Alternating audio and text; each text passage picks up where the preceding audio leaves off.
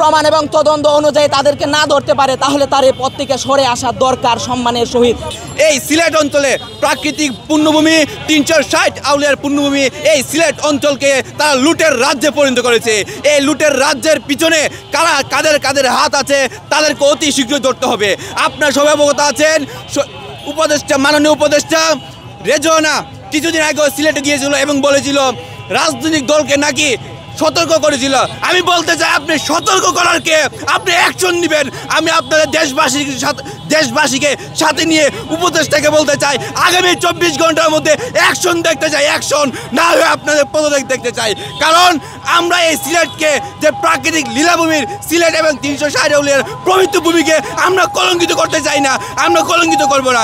উপদেষ্টাদের আমরা সতর্ক করে বলতে চাই, আপনারা যদি ব্যর্থ হন 24শে জুলাইয়ের কালো দিন থেকে আরো ভয়ঙ্কর দিন আপনাদের চেয়ারের মধ্যে আসবে, আপনাদের চেয়ার ভেঙে যাবে। তাই অতি শীঘ্রই এই চালাবাজদের ধরুন, দুর্নীতিবাজদের ধরুন, পাথরকুরের আস্তানা এই পবিত্র ভূমি সিলেটে হবে না, সিলেটে হবে না। ওয়ালটন এখন দেশের সীমানা পেরিয়ে পৌঁছে গিয়েছে 50টিরও বেশি দেশে। ওয়ালটন, ঘরে ঘরে বিশ্বজুড়ে। আমি সিলেটের সন্তান হিসেবে আজকে খুবই লজ্জিত।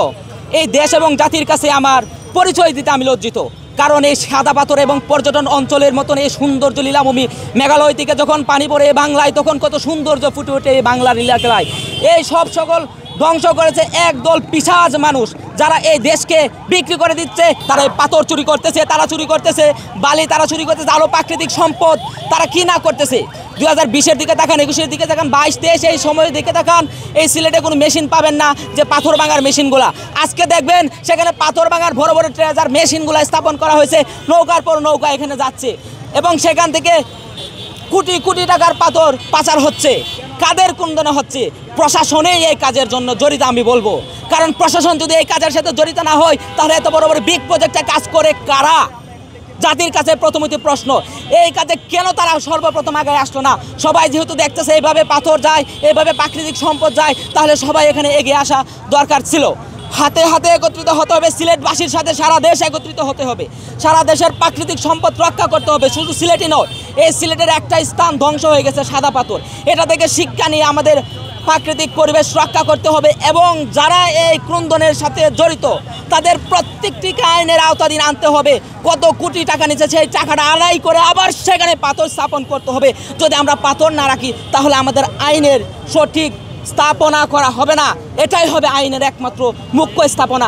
যদি যেই কাজ করেছে তাকে সেইভাবে যদি আমি ধরে নিতে পারি, আবার পাথরা ফিরে আনতে পারি, তার কাছ থেকে অর্থ এবং জরিমানা তাকে সঠিক বিচার করতে পারি, তাহলে বোঝা যাবে যে এই বাংলাদেশ সুষ্ঠু এবং সুন্দর পথে আগাচ্ছে। এই ব্যর্থতা আমি বলতে হবে ইন্টারিম সরকারের, এই ব্যর্থতা বলতে হবে পরিবেশ উপদেষ্টার। তারা যদি এই ব্যর্থতার দায়ভার না দেয় জাতির কাছে, তাহলে তাদের আগামী প্রজন্ম থেকে এই বাংলার প্রত্যেকটা মানুষের কাছে দায়ভার এখনই দিতে হবে।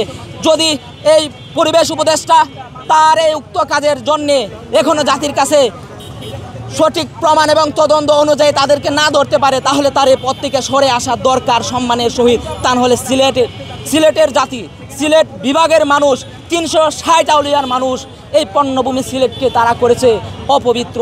দেখা হবে আবারও যদি তারা সঠিক পথে না ফিরে আসে। একজন সিলেটের বাসিন্দা হিসেবে প্রথমত আমাকে কীরকম মর্মাহত করেছে আপনি দেখেন। আমি যখন আমার এই বাংলাদেশে বিভিন্ন স্থানে হাঁটে তখন আমাকে কেউ বলে যে ভাই আপনার বাসা কোথায়, বিশেষ করে আমার ইউনিভার্সিটির ভিতরে। আমি বলি আমার বাসা সিলেট। ওয়াও সিলেট তো কেন? কারণ হচ্ছে সিলেট একটি কাজে বিখ্যাত, সেটা হচ্ছে প্রাকৃতিক সৌন্দর্যের জন্য সিলেট অনেক সুন্দর। এখানে সারা দেশের মানুষ ঘুরতে যায়। তারপরে আসেন 360 আউলিয়া পণ্যভূমি, শাহজালাল, শাহপরান এর মাধ্যমে সারা বাংলাদেশের সিলেটের এই পরিচয়। এখন হচ্ছে আমি খুবই মর্মাহত, কারণ নিজের পরিচয় দিতে হচ্ছে খুবই কষ্ট লাগে, বেদনাদায়ক। কারণ এই সিলেটকে অপবিত্র করেছে ওই তারাই। কারণ হচ্ছে এখন সাদা পাথরে যাবে কি? যাবে না তো। কারণ হচ্ছে সাদা পাথরে প্রাকৃতিক পরিবেশ নাই।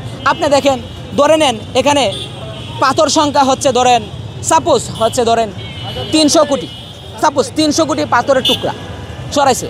তাহলে এবার হিসাব করেন তো 5 বছরের ভিতর কত মানুষ যাইতো এখানে ভ্রমণ করার জন্য? 10 বছরের জন্য কত মানুষ যাইতো? 20 বছরে তো যাইতো অনেকগুলো। কত কোটি টাকা, কত কোটি মানুষ যেত এবং সেখানে কত কোটি টাকা বাংলাদেশ সরকারের আয় হইতো এবং দেশের মূল চালিকা শক্তিটা এটা কতটুকু অ্যাড হইতো। তাহলে এই যে কমন সেন্স নাই, এই প্রশাসনের এই তদবিরতার কারণে এই যে আজকে আমাদের এই পরিণতি, তাহলে এটাই তো কষ্ট। মানে হচ্ছে আমরা আসলে একটা চেয়ারে বসে আছি অর্থাৎ দেশ পরিচালনার জন্য, কিন্তু আমাদের মস্তিষ্ক সেই পাছায় পড়ে আছে, আসলে ওই জায়গাতে আর নাই।